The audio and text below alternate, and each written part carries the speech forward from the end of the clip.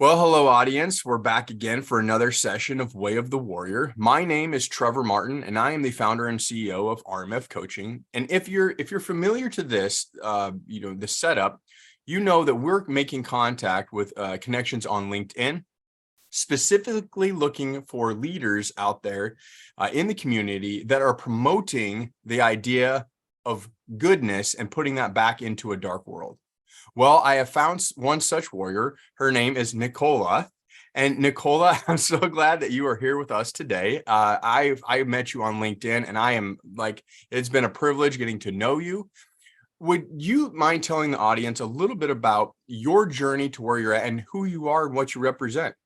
Yeah, absolutely. Well, first, thank you so much for inviting me on the show. No problem. And likewise, I think LinkedIn is an amazing platform. I think we're leading from the front in social media, right? And meeting people globally, meeting people like yourself is a joy. So thank you.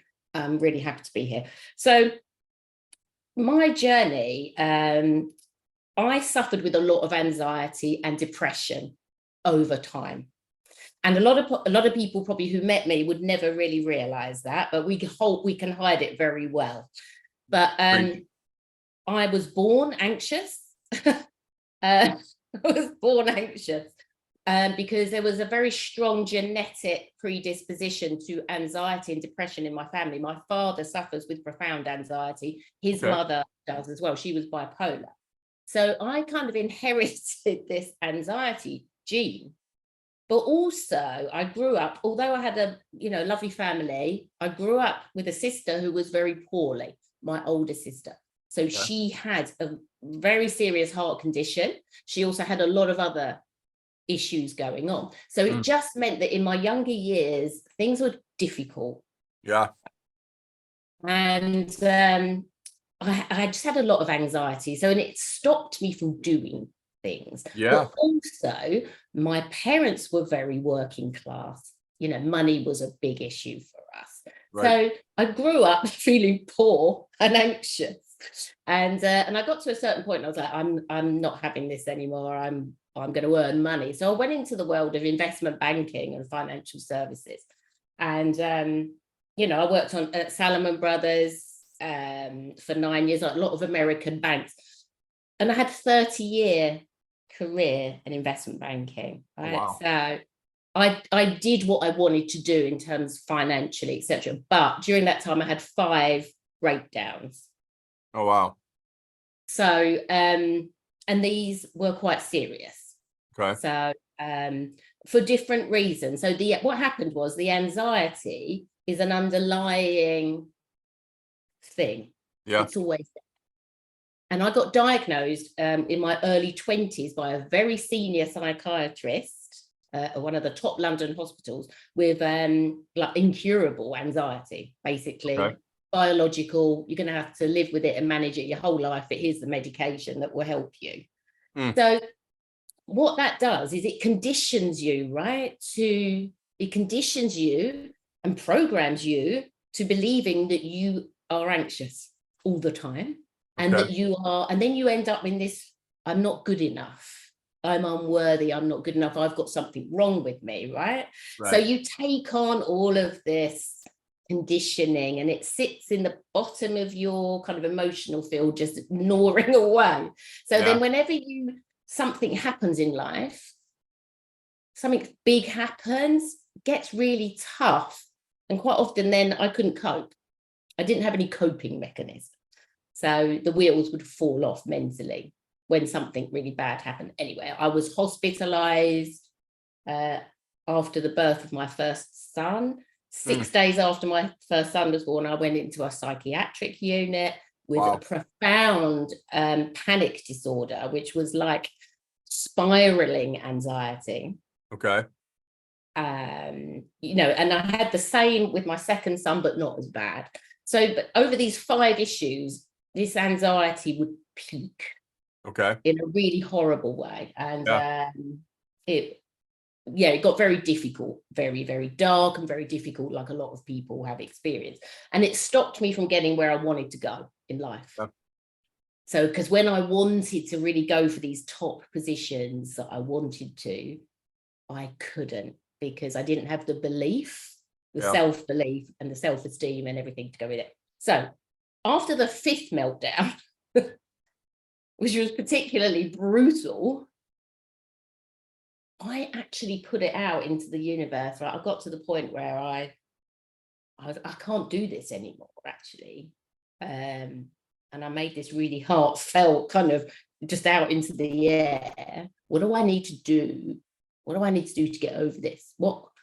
Surely this isn't it for me. I will do anything. And this is what I said, I'll do anything. I will do anything. So this is thin air. I'll do anything to get over this thing. And my life changed from that moment. Stuff started happening. I just started seeing things started triggering up on my social media or on TV, like programs started, and it was all about growth, self-growth, and it was all about universal laws and principles and everything, and how we can be healed, essentially. So I started my journey of transformation from that moment.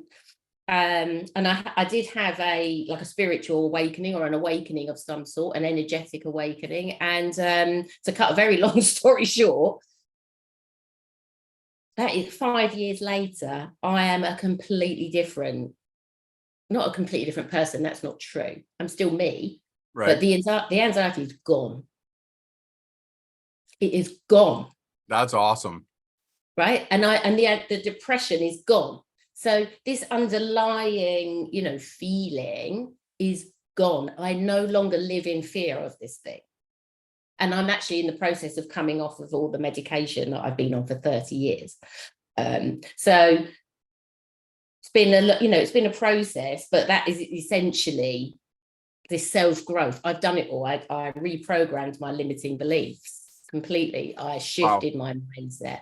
I changed the way I did things, and I started to believe that everything was possible for me. Yeah. So, and this sort of drew me into the world of transformation and coaching, because I thought, if I can do it, if I can get out of that, and if I can feel differently about what's happened to me, other people can benefit from that. Because I think so many people are held back by a lack of self-confidence. Oh, for sure. And a lack of self-belief. So and I'm certified in the coaching. I became a healer, and that's where I am now, like helping other people deal with the same type of problem, the same type of anxiety and underlying fear that stops them from getting where they want to go. That's awesome. So I'm going to be honest, like as you're talking, as you're going through this, like I'm like mentally just like, I want to touch base on that. I'm taking notes on that in my own. And I say this because I'm a very my mind goes like 1,000 miles a minute, and it's an artistic one, an imaginative one, right? So when I hear somebody's story, or when I'll be honest with you, really any conversation, I start to draw a picture in my head, right?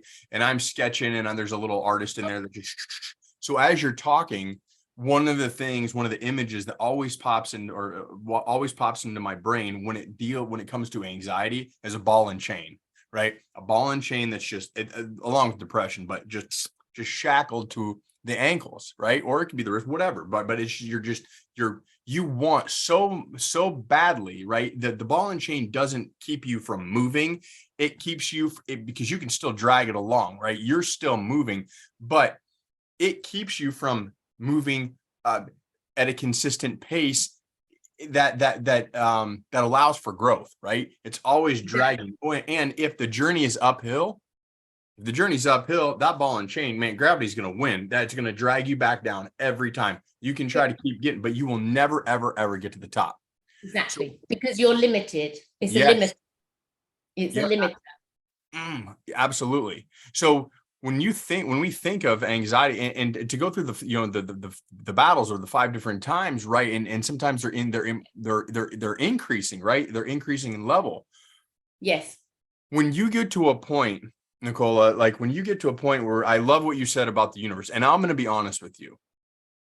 Very conservative, was raised in a very conservative home, very, very, very religious, really didn't think about, really didn't think about the universe other than, or the power of it, other than it was something that, that God created. Right. So, when you talk about, putting things back out into the universe, or when we talk about like manifestation, we talk about just actually sitting still and going, you know what, I got to clear this out. I got to put some good vibes. I got to put some goodness back out into the universe. I can't do what I'm doing anymore. When you talk about that resonates so deeply with me, because for a time I was like, I was skeptical, can't talk, skeptical of just that simple process of that, if that even worked. And it does, because when you go right down to the baseline, it's all about your mindset. So what I envision when you're talking is you take in, I don't know, a cutting torch or something to that ball and chain, as you're like, you know what, I'm trying to climb this mountain, and I'm right here, and it's trying to drag me back down again. And I will not do it again. I won't. Be damned. Right. Cut that ball and chain off. I couldn't go there again, right? Because it had got so bad. The last episode, I developed this breathing anxiety, right? I can't even begin to tell you how awful it was. It was like a living torture. This is how messed up the mindset gets, right? So I couldn't go there again. There was no way that I could. I was like, I can't live through that again. So it's like, and then you're asking for help from a place of actually from the bottom of my heart now. What do I need to do? I can remember having, I kind of got goosebumps. There's reasons why we meet people, and there's reasons why we have conversations. There is. I didn't always used to believe that. I was a bit of an asshole back in the day, but I can't believe that. I can't actually. one of the things that I don't know it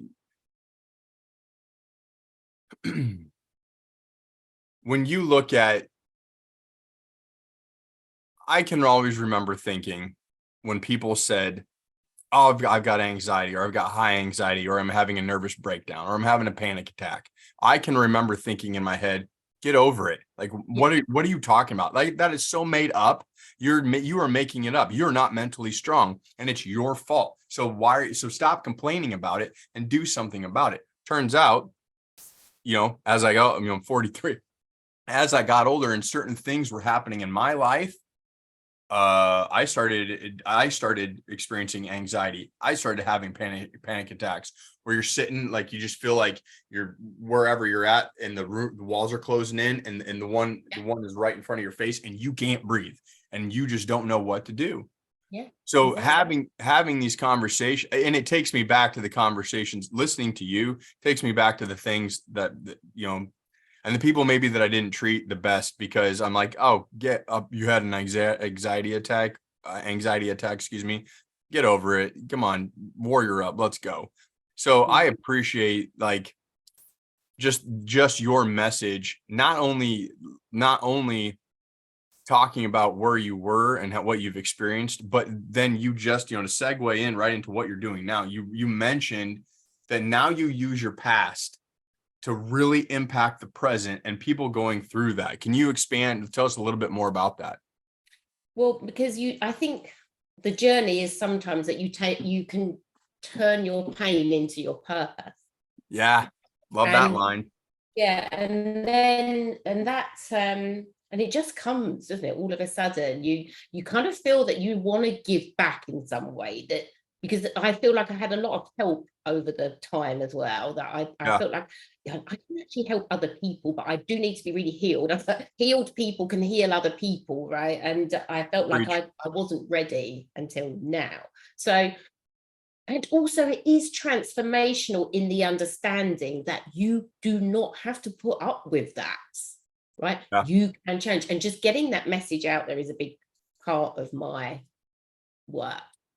So what I tend to work with people, that are professionals, maybe in the same type of environment as mine, or they could have a small business, or they could be an entrepreneur, but they maybe they've opened their mind up to the self-growth journey. They know they're intrigued, but they kind of need a guide and someone to help them along the way to get out of where they're feeling now, because they're fed up with feeling unworthy. I mean, unworthiness is a massive thing, right? Because if you want more for yourself and you want to earn more money and have better experiences and give them to your family, you kind of got to feel worthy enough for it. If you don't feel worthy enough for it, you're not going to be able to have it, because the universe is never going to give you what you don't believe you can have, right? So until you believe, right, that you can have this, and you're confident enough, and you really, and so worthiness is a big thing. I decided that I was worthy. Yeah. During my journey, right? Because and then until you make that decision and you radically accept everything, this is what I say to people as well. Don't try and nitpick your path. Don't try and pick out bits. Just radically accept all of it. You know what? Wow. It's done. It's me. And my uniqueness is what makes me who I am. And it's what makes me special. It's my energy and my spirit that created some of that stuff that happened. But actually, it's my strength as well, because it's what makes me truly unique. And now I'm learning to use it in a different way. So you turn that pain into purpose, and you say to people, switch it up. You are just limiting this beautiful energy that's coming through you. And we just open it up, and you will be worthy. Accept yourself, be worthy, and you will get where you want to go, right? Because all of a sudden it opens up for you. Potential opens up. So I don't know how you are with your branding, but you just said a line. You were limiting.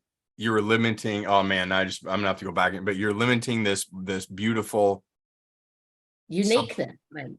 You're limiting this beautiful something that's coming through you, or your power, this energy.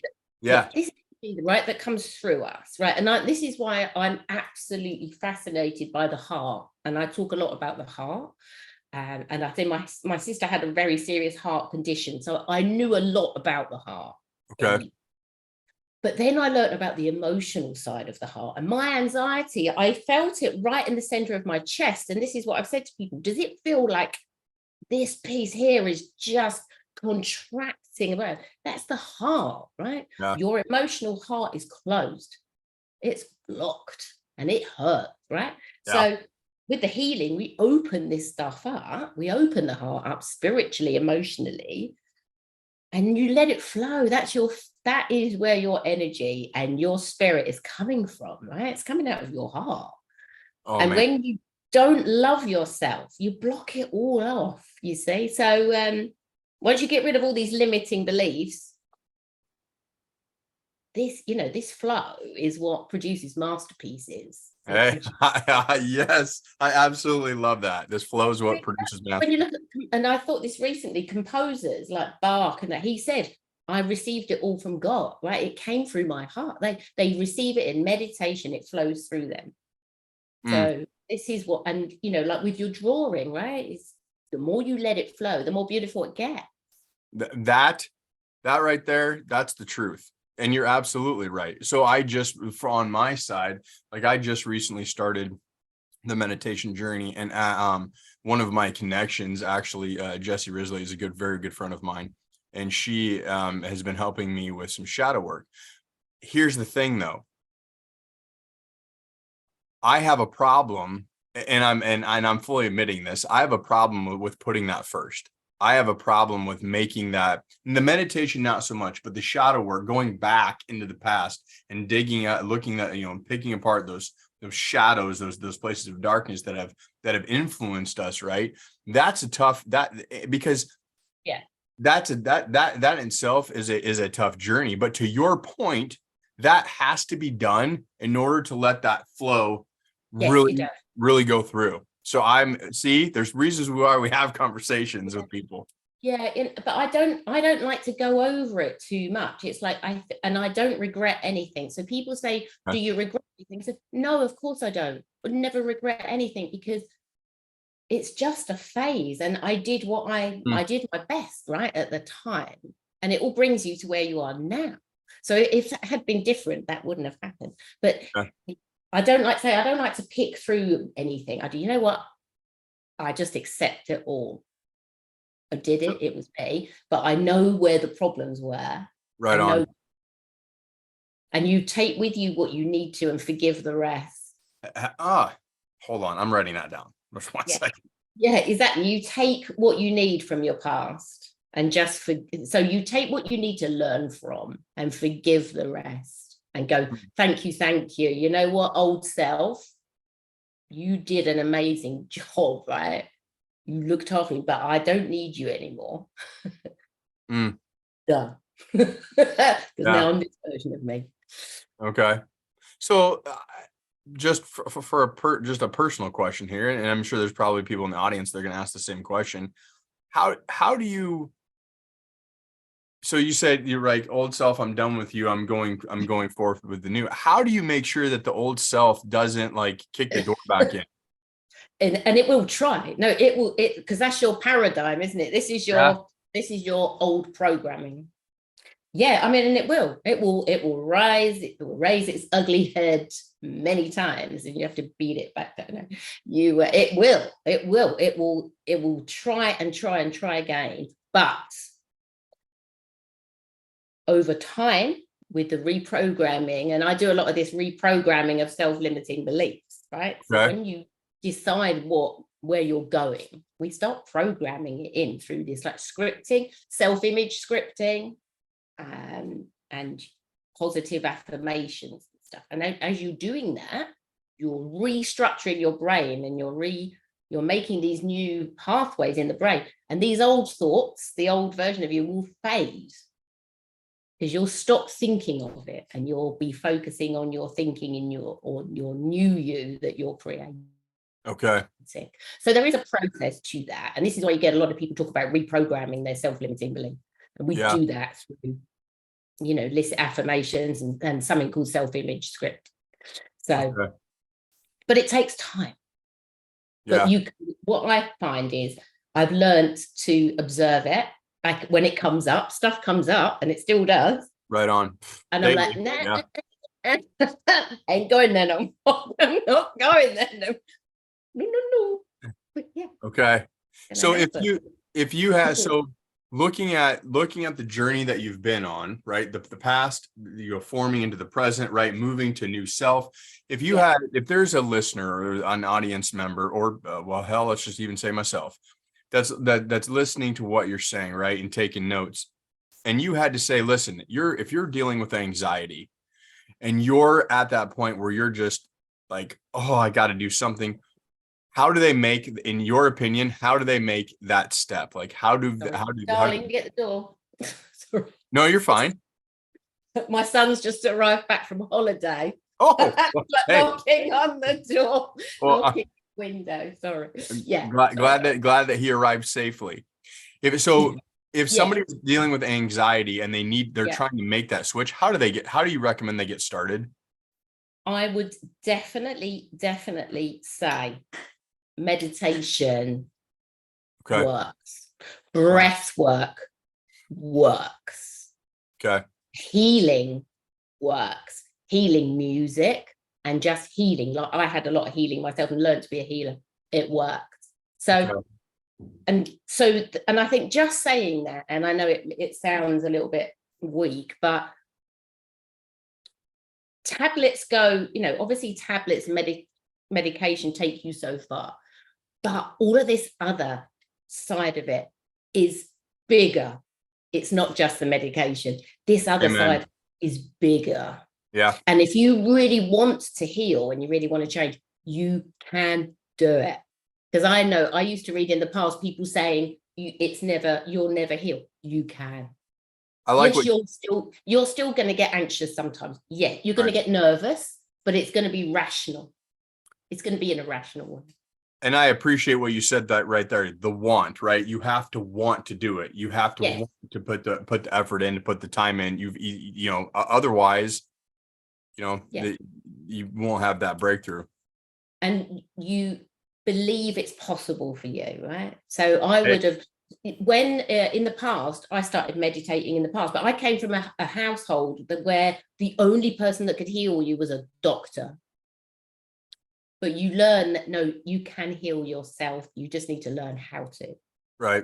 When you take back control, you make a decision, you take back control, and this is what I've always said, then the downward spiral stops and you're back on the upward spiral. And that is where healing is possible. And that is because you take control and then you do it again and again. I know probably we're running out of time, but someone actually asked me before, why did it take 5 nervous breakdowns before you got to the point where change happened? And I said, because I didn't know there was a choice. So for the first 4, and this is going back over the last 30 years, all I did was rest and recuperate. And then, but my energetic profile paradigm hadn't changed. So then it just carried on until the next one. But this time I've done the work in it because I discovered it. I asked for it. It became available to me. I started to see things differently and was willing to put in the work. So I just didn't even know about it before. Didn't know you could go on a self-growth journey and change. I think for a lot of people, didn't know about it. I love that. I love that the statement, I was willing to put in the work, right? And that's what this is all about. So Nicola, look, I really appreciate the conversation. I appreciate the insight. I took a ton of notes here and down here, right? It's been an amazing conversation, learning about you, your past, and your journey into the present, and how you help people currently. So if the audience members are interested in getting a hold of you, having a conversation with you, where can they find you? Where are you at on social media? So mostly, I do mostly in LinkedIn. So you can DM, you can message me on LinkedIn. You can book a coffee chat with me on LinkedIn. I also am on Insta and on Facebook. So under Nicola Adkin. So either messaging platform is fine. You can get me on Messenger, please do. Okay. Either of those is fine. Perfect. Yeah, obviously a huge fan of LinkedIn. Audience, thank you for joining us today. Thank you for sitting here and listening to this conversation with Nicola. Nicola, once again, thank you for your time and for your insight. Audience members, I hope that you found this. I hope this message resonates with you, or aspects, or certain times, moments in it, I would say. Please make sure, there's a bunch of content on here. Please make sure you hit that subscribe button. And once again, thank you for being here. And we're going to close this out, and we'll see you next time. So everyone, I hope you have a great day. Thank you very much. And thank you. All right.